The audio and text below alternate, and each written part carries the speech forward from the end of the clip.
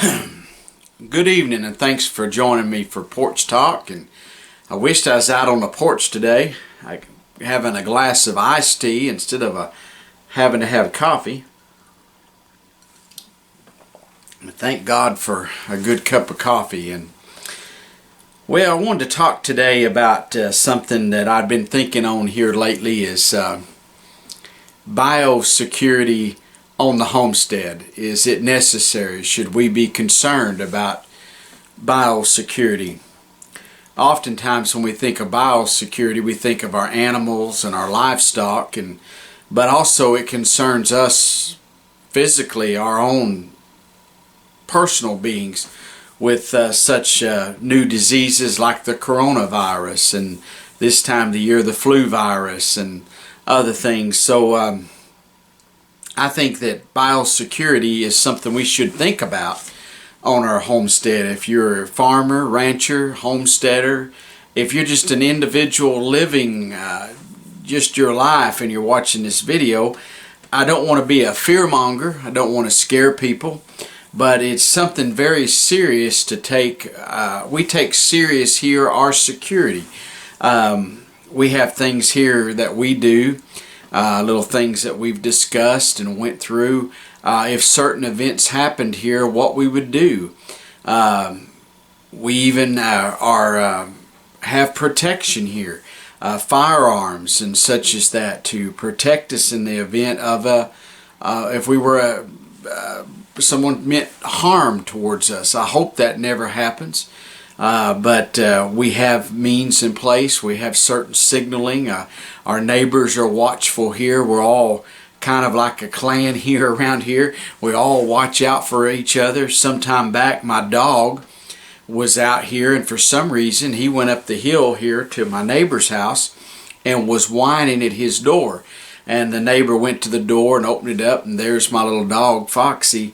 And he got concerned, and he come down here checking things out. He thought something was wrong because my dog had went up to his house. Now, why the dog went up there, I don't know, and why he was behaving that way was unusual for him, but it was enough to cause my neighbor to be concerned. My neighbor's tractor, the same neighbor, had a Kubota tractor stolen, and I was in here one morning early and getting around to go check the cows and to do the chores, and I seen a truck go by with a Kubota tractor on. I didn't know if it was his. Both of my neighbors up here have Kubota tractors, but I just had noticed that go by, and I had some things that ran through my mind. I'm not going to get into details on all that, but that evening he come by and wanted to know if we might have borrowed his tractor. And I was like, no, but I seen it, and because I knew the description of the truck and everything that was going on, by the next evening the sheriff's department had located the tractor and had arrested some folks. And not just because of what I done, we put the word out, and other folks around, some had video surveillance, some just testified. They knew, people knew what was going on. The people were caught, but it's because we were vigilant. We were prepared. In the same way with these biosecurity, I feel we have to be vigilant in this thing. And this coronavirus is something kind of new. They say it's something I had never heard of anyway. And over in China, they say they have like 16 cities and about 50 million people that are on lockdown, that are quarantined. That's a lot of folks. And with the Chinese, this is just my thoughts on them, that you cannot really believe all that they say. It could be much worse of an epidemic. They're building an emergency hospital there.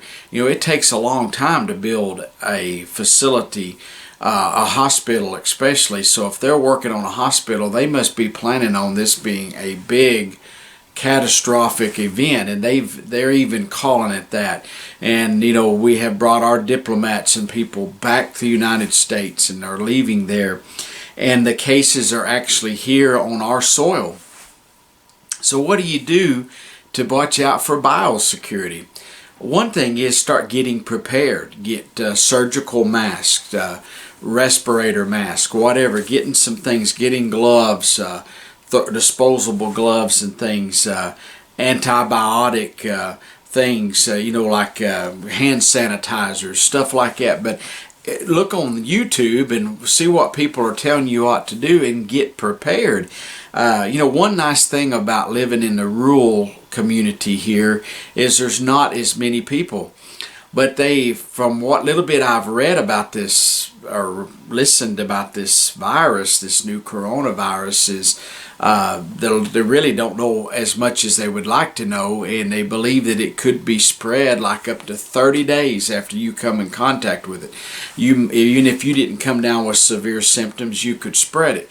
And that the ones that are most likely to be susceptible to that are people who have had respiratory illnesses like asthma, the people that's prone to pneumonia, emphysema, congestive heart failure, a lot of things like that. So we have a lot of elderly around here.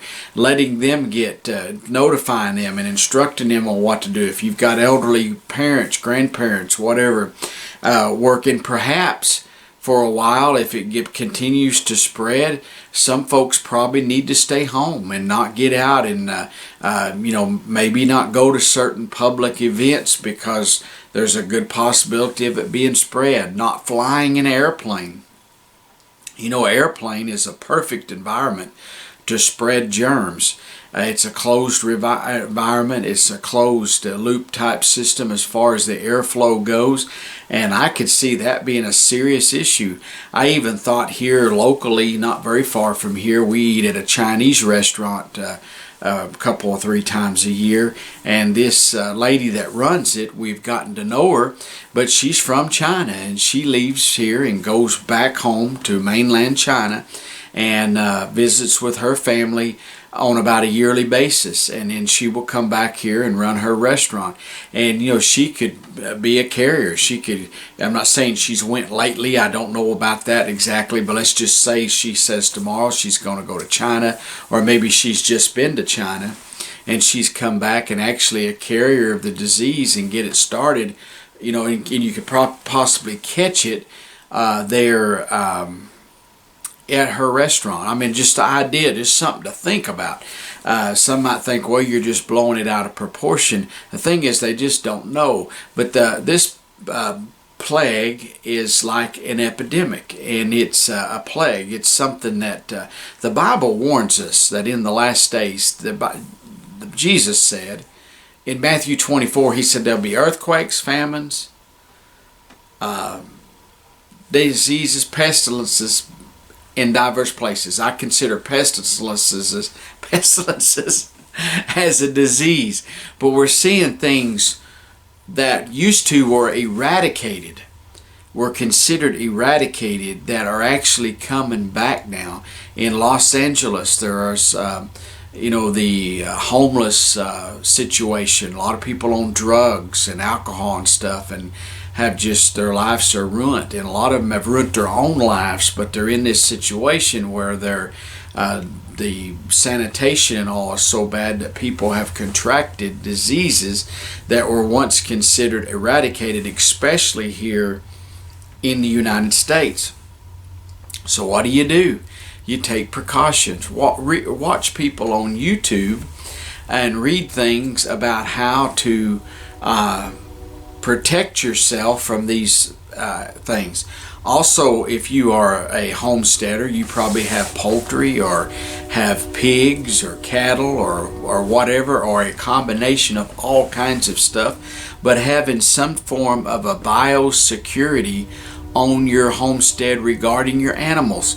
China has had this epidemic over there for quite a while, this Asian swine flu, I think it's called, whatever it is, but they have lost millions. In fact, because they're so bad to underreport and not tell the truth. That's what happens with communism and socialism. They try to keep everybody intact, and so they release what they want you to know, but we believe that they don't tell the whole truth. But supposedly at least 1 million, and some believe way more than 1 million, hogs have been killed and destroyed because they have contracted the sickness, and they're trying to contain it in their country. The farm show folks that I watch, I've heard them say several experts that it's not a matter of if, it's just a matter of when we actually get that disease for the hogs here in the United States. So what do you do to protect you? Now, one thing I can say is don't go buy things from sale barns, and don't let people that have hogs, that are raising hogs and such like, don't let them come on your premises, your property, and go out into your confinement area where you have your hogs. Keep them separate. If you go to one of these privately owned hog farms, they make you shower and change clothes to go into their facilities because they don't want you accidentally coming in contact with some diseases. Some of them, if you have been around pigs, live hogs, or anything like that, they will not allow you to come around their pigs for a certain amount of time. Same thing with turkey farms, chicken farms. So if they take that security in their controlled environment where everything's disinfected and antibiotics are fed and all kinds of preventative measures have been taken, why shouldn't we at our own homestead? I used to love to go to poultry swaps, but I kind of have a little concern about going to poultry swaps just because that's a good way to bring diseases back to your homestead. Now, if you order baby chicks from a place off somewhere and you do a mail order and it is a facility that brings the eggs from their growers and they bring them in, they hatch them, and that is a pretty well controlled environment and you're probably pretty safe. But if you go to a poultry swap or an auction and you buy some chickens and you bring them to your farm, there's a good possibility that these birds could have things that your animals have never had and it could get spread. And so it's just a good thing to think about, biosecurity. If you go somewhere and buy pigs or you go buy cattle, any kind of livestock, sheep, goats, whatever, you should quarantine those animals from your animals for, I would say, at least 30 days, but go find out what the experts say. I would say a minimum of 30 days and make sure there's no signs. And you know, even at that, there are certain diseases that cattle can have that are not respiratory but reproductive diseases that they may not show up even just by looking at that animal. And if you don't have it tested and know for sure, you could be bringing in a disease that your herd has never had, and you bring that in, and because of that one animal, it gets spread from animal to animal. So just something to be cautious about. We brought in baby calves from the sale, and I kept them. These Ella and Olivia are two Holstein heifers that we brought in, and I kept them separate from the rest of the calves. I kept them confined. They're still separated even though they're several months old now, just because I kind of baby them and take care of them, but they're still kind of somewhat quarantined from the rest of the animals, because at the sale barn, this is my thought, a lot of animals are brought in there that aren't prime animals, that are getting sick, they're slowing down, and the farmers don't really know what it is, but they're going to sell them, and they could have things that could be spread into other herds. So most farmers that bring in calves and stuff, they are heavy on vaccinations. They start vaccinating right off because of this possibility of diseases. But getting prepared, go ahead and there's somewhere here that a Walgreens, they said, had already sold out of masks and surgical type masks. So, you know, go ahead and have some stuff. You don't have to go crazy. You don't have to be a doomsday prepper. You know, it's something else about being prepared. I heard a little thing on the news where a couple, their children have disappeared, and they're blaming them for killing their children, perhaps. And they're saying because they were part of a doomsday prepper group. What does that have to do? What kind of connection does that have to do with them killing their children? Just because people prepare doesn't mean they go out and kill the children. But people look at homesteaders, preppers, whatever, preppers for sure enough, if you call yourself a prepper. But a prepper, technically, this is what I feel like, anyone that gets prepared, my grandparents were preppers. They prepared and preserved food that they raised in the summertime so that they could eat it in the winter. They learned about remedies and things that they could do, home remedies of diseases and sicknesses, because doctors weren't readily available, and they would come up with ways to be prepared for whatever comes their way. And so they stocked up, put stuff back, kept some money back. Most of them didn't trust in banks, and they'd put money in their mattresses or wherever. I remember my grandfather talking about his parents, which would be my great-grandparents, and how they didn't trust the banks. They were in a time when everything collapsed. The banks folded. People lost their farms, their homes, and back during the Depression era time, and they weren't going to let that happen. So they didn't trust the banks, and they kept their money in a jar, a quart jar somewhere, or some in their mattress and different stuff. You've heard of that. And there's a story about this string bean guy that was on Hee Haw, and how that he reportedly didn't use banks, and he had kept money hid in his chimney. And that, there's a documentary about it, but these men killed him, and I'm not sure if they killed his wife or not, but they were there robbing the place, and they were wanting to get that money. I believe they killed both of them, him and his wife. They come home, and these people were there looking for the money and couldn't find it and killed them. And somebody said years later that they found money that had been chewed up by mice and rats that was put up in the chimney of the fireplace. So evidently he didn't use a fire and thought that he could hide the money up in there. But nonetheless, people didn't trust the banks, so they prepared. And us being prepared, this thing right now with this, and talking about being prepared, this thing with this impeachment thing, this is the biggest bunch of baloney I've ever seen in my life. And I'm going to tell you what's going to happen. It's bringing our democracy down. We're coming down like a house of cards. I don't think they will kick Trump out of office. He's been impeached in the Senate. And I kept saying he wasn't going to be impeached. When I say he's not going to be impeached, I don't believe he will be found guilty. I know they have this thing that John Bolton says he's done so-and-so. Nothing Trump has done is impeachable grounds, illegal, anything like that.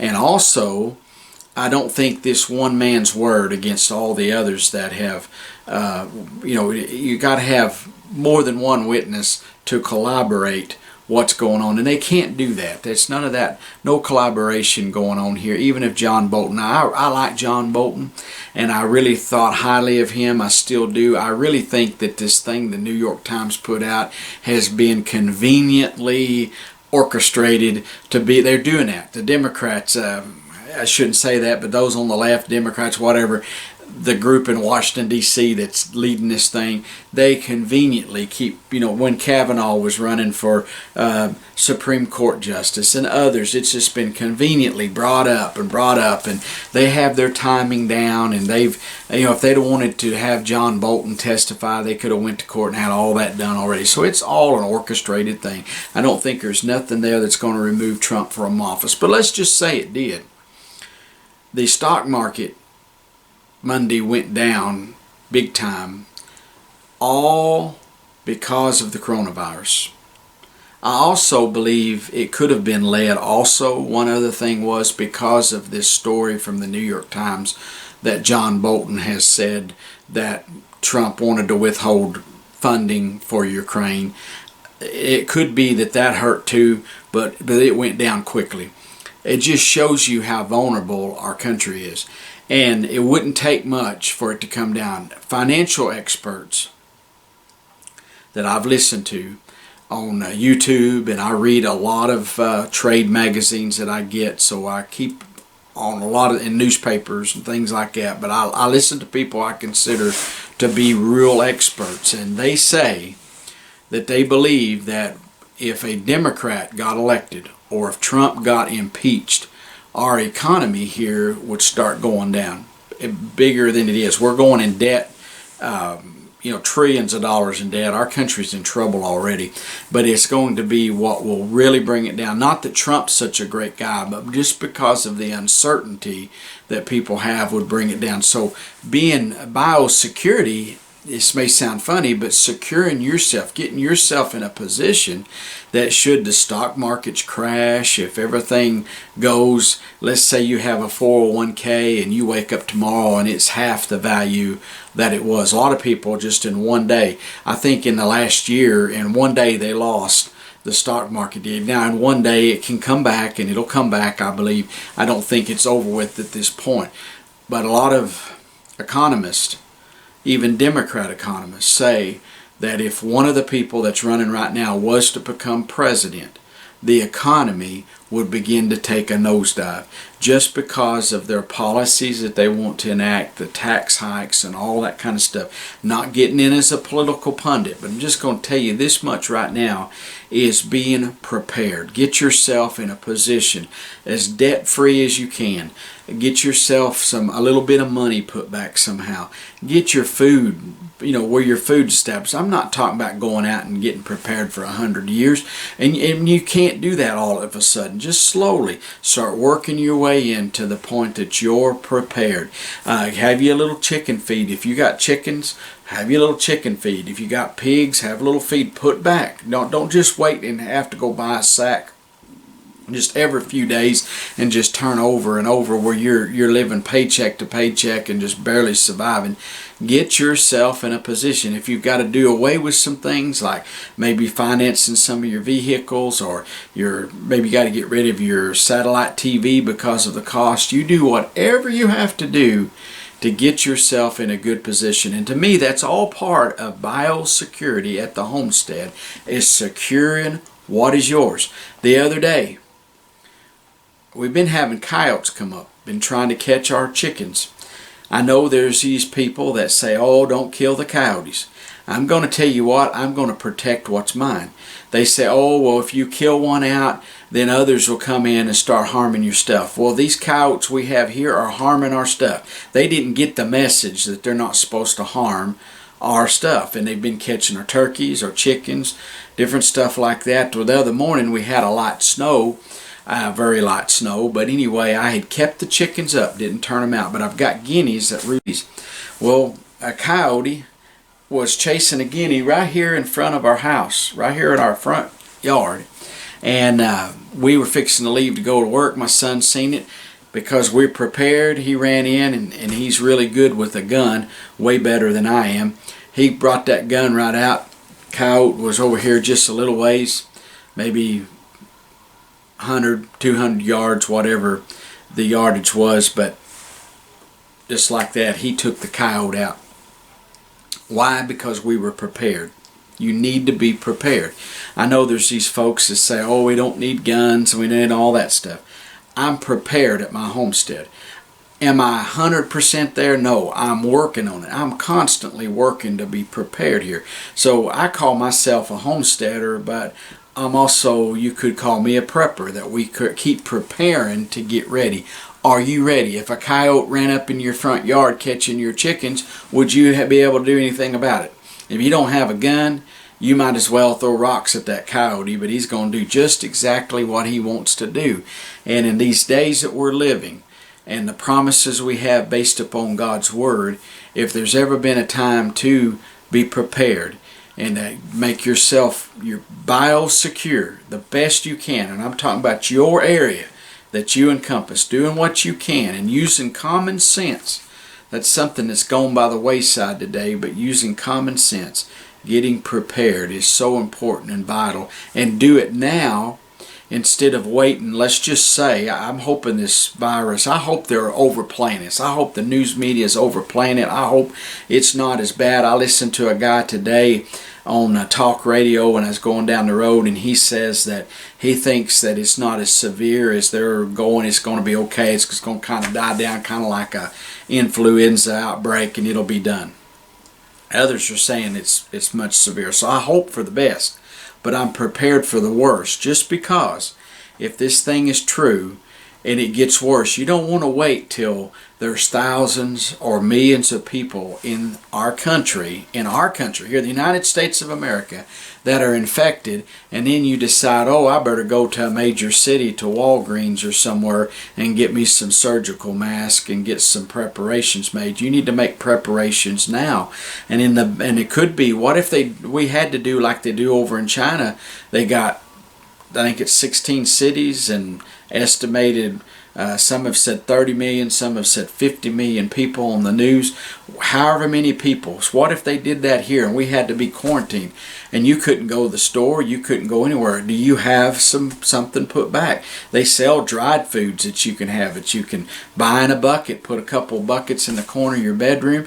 I'm telling you, I've ate MREs, and I'm sure that stuff's just as bad, but it will keep you from starving. It'll give you something to eat on. But do what you can to be prepared in case something comes up and you can't go to the stores, you can't go anywhere.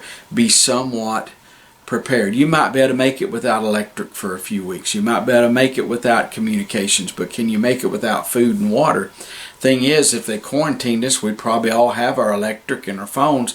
We just wouldn't be able to go to town. And I've read stories about in the old days where churches wouldn't have church. Around here, when flu stuff starts breaking out, some of the churches will actually not have church because so many other people get sick, and they're like, instead of spreading it, we're going to wait till we get cured up here, and we'll be out of church for a week or two, and then everybody gets healed up and they go back to normal and everything's fine. So be prepared. Do some biosecurity. Evaluate your circumstance and your situation, because it's not all the same for everybody. But get yourself prepared and ready. Hey, I hope this helps somebody. I do appreciate you watching today. If you're not a subscriber, we would appreciate you subscribing. And every week we get several new subscribers. And I want to thank all of our new ones. And I want to thank my loyal subscribers also, and those that have been commenting and so forth and so on. We certainly appreciate it. And I want to wish you well. Say God bless you. And we'll see you next Tuesday here at 7 o'clock for more Porch Talk. God bless you, and we're gone.